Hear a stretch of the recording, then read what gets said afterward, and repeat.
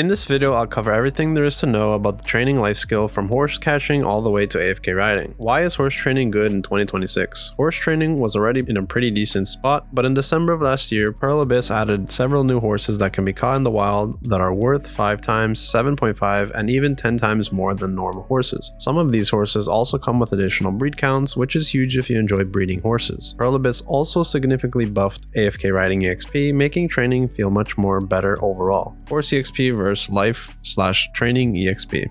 Before we dive deeper into training, the most important thing to understand is the difference between Mount EXP and Training EXP. Mount EXP is the experience your horse gains while being ridden. Your mount only gains EXP by physically traveling from one location to another. Training EXP or Life EXP increase your actual training life skill level. You gain this by activities like horse catching. What are the benefits? One of the first major benefits of leveling training is the amount of Royal Fern roots you get from weekly quests, which are used for T10 attempts. Here's how many you get based on your training level. Beginner to apprentice you get 2 roots, skilled you get 3 roots, artisan you get 5, master you get 6, and guru you get 7. Since each T10 requires 100 roots, having higher training levels speeds the process up a lot. You also unlock additional benefits as your training level increases. At Professional 1 training, if your horse has the sprint skill and is wearing a saddle, you can enable auto sprint while auto pathing. At Master 1 training, you gain a 30% silver bonus when selling horses on the market. Higher training levels also increase the minimum stat gain your horse can receive when leveling up. Your training level doesn't directly make the horses stronger, but it improves the quality of their stat growth. Here are the minimum stat gains based on your training rank. Artisan 3, you gain a 0.4 minimum stat gain.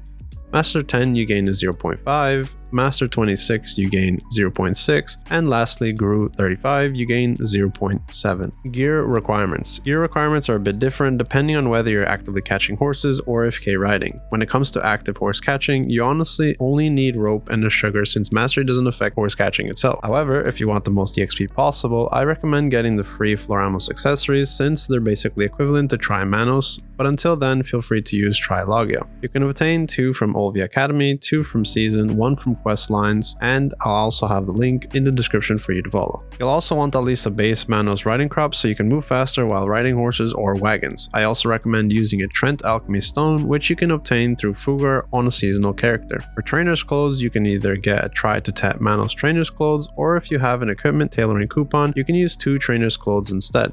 This setup lets you completely skip sugar while catching horses, making the process even faster. I'll explain this more further when we get into horse catching.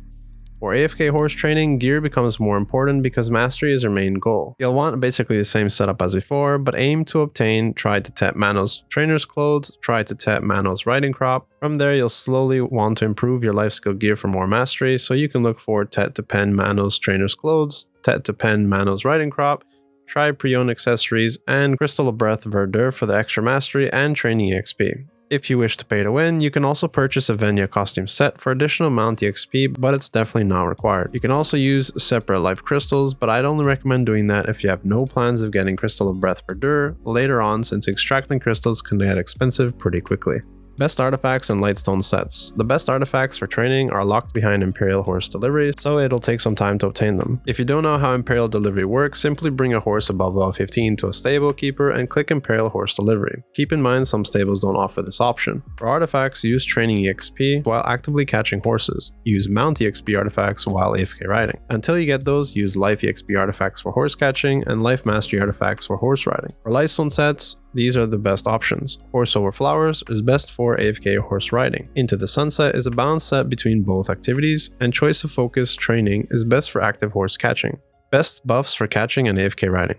For AFK riding, I recommend Stonetail Wind's Meal, Celerity Draught, extra Mount EXP scrolls from events and rewards. Basically use buffs that are cheap, easy to replace, and give Mount EXP. For active horse catching, you'll want to stack much more. Stonetail Wind's Meal, Celerity Draught, Tent Buff, Lara's Tea, and any buffs that give Training EXP or Life EXP. I personally wouldn't use extremely rare buffs unless you're seriously trying to push training levels. Now that we've covered the basics, let's move into the fun part. How to make silver from horse catching. To make money catching horses, here's what you want to do. Any tier 6 horse below the level 15 should just be sold directly to the stable NPC. If the tier 6 horse is level 15 or above, you can either sell it on the market or Imperial it for seals and artifact chances.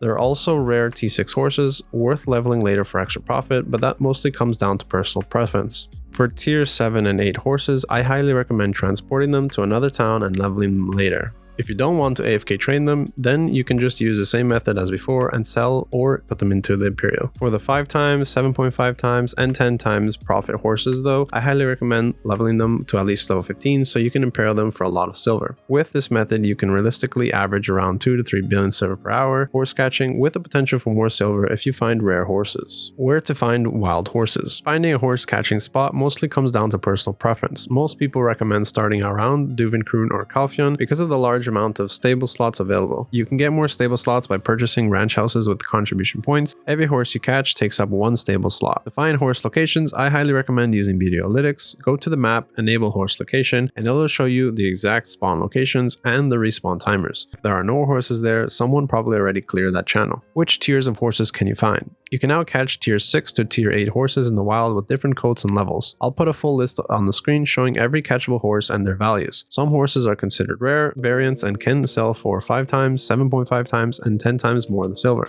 And they can also have 3 to 4 breed counts instead of the normal 1 to 2. How to catch a horse. Catching a horse is actually pretty simple, and I'll show you both beginner method and the advanced method. You can also do this either with or without a wagon. Personally, I find the wagon method way more relaxed. First, find a horse and equip your rope on a quick slot. Once you see the red indicator, throw the rope, but don't get too close, or the horse will run away.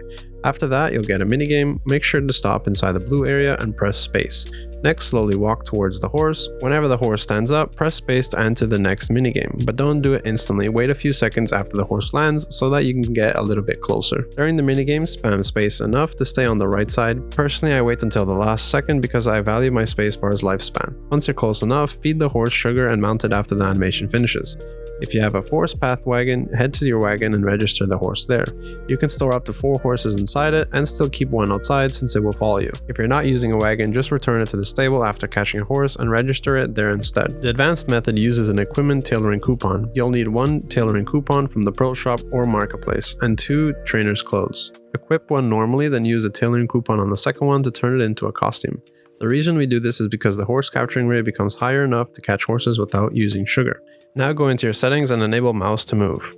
Once you're close enough to the horse, click Control and hover over the horse and then press R. This basically lets you teleport onto the horse instantly without using sugar. There is still a small chance it fails, but this is very low. How to obtain a forest path wagon. At the time of this video, you can buy a forest path wagon directly from the marketplace. If that's unavailable by the time you watch this, you can also get one using Shakoto seals, although I personally wouldn't recommend it unless you're desperate. Final option is the old school method, which is crafting it yourself. I'll leave a guide below showing how to craft one, but expect the process to take around 1 to 2 weeks. How to make silver from AFK horse riding. AFK horse riding makes significantly less silver than active horse catching. Your AFK profit will come from breeding horses rather than leveling them directly. How to breed horses. Before breeding horses, you should first understand what horse levels are needed to guarantee higher tier results. To check this, press escape, go to horse growth info, open the breed/exchange calculator, and then at the top enter your training mastery. For example, I'll use 2000 mastery. If we add 2 random tier 8 horses at level 15, you'll notice there's still a chance to get both T7 and T8 horses, but once we move them to something like level 23 and 23, you'll notice it becomes a guaranteed TA. The exact level required changes depending on your mastery, so you want to play around with this calculator. To actually breed, you need 1 male and 1 female horse. You also need both to have breed counts. They also need to have stamina. Normally, females have 1 breed count and males have 2. Rare horses can have 3 to 4 breed counts. To start breeding, click the male horse and then select register at breeding. You'll then get 2 options, show all and show only me. Show all lets other players breed with your horse for silver. Show only me lets you breed your own female horse and receive the new horse yourself.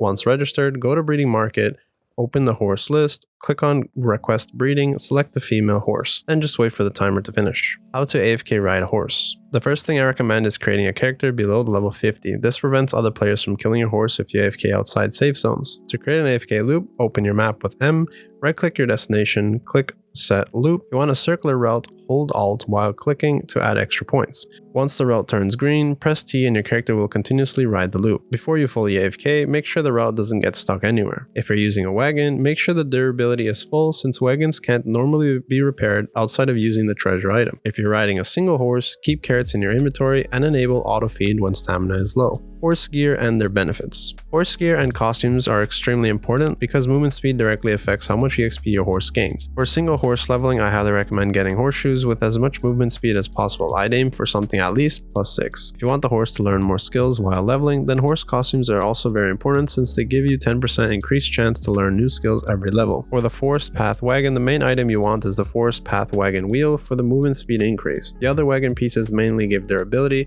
which is nice but not mandatory. As for the wagon costume, I personally don't think it's worth it since it only gives 1% movement speed.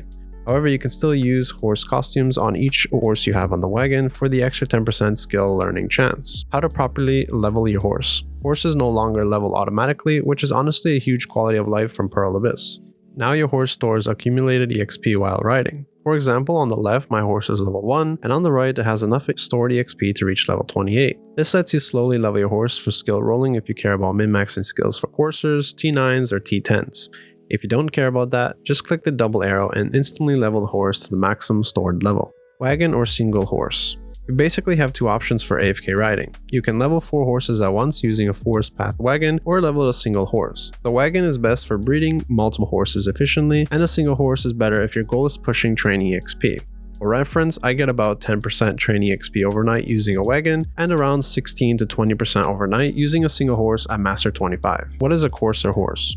A courser horse is basically a horse that has all of its golden skills learned. Tier 6 to 8 horses all have different requirement skills to become a courser. To check which skills you need, look for the horse icon beside the skill. Courser horses are required for creating T9 horses. Is it worth going past level 30? Horses can now level past 30, but they no longer learn new skills after level 30. The extra levels mostly exist so horses don't aggro mobs as easily. You still gain training XP while leveling horses past 30 though, but it's generally better to stop at the levels you need to breed a guaranteed TA. What to do with event horses. Occasionally Pearl Abyss adds special red horse events. These horses sell for a massive amount of silver and can usually be obtained either through a quest from Valia Stable or breeding. At the time of this video, this event lasts until June 11th. I highly recommend selling these horses at level 15 for the best silver to time ratio. Higher levels do sell for more, but the extra time usually isn't worth it. What is an Imperial Steed horse? An Imperial Steed horse is a rare horse you can obtain through breeding. These horses can only be leveled to 15 before being Imperial delivered. Once delivered, you receive the chest containing materials for T9 and T10 attempts. There's also a chance to obtain a rare item that is needed for the training treasure item. Lamp treasure item.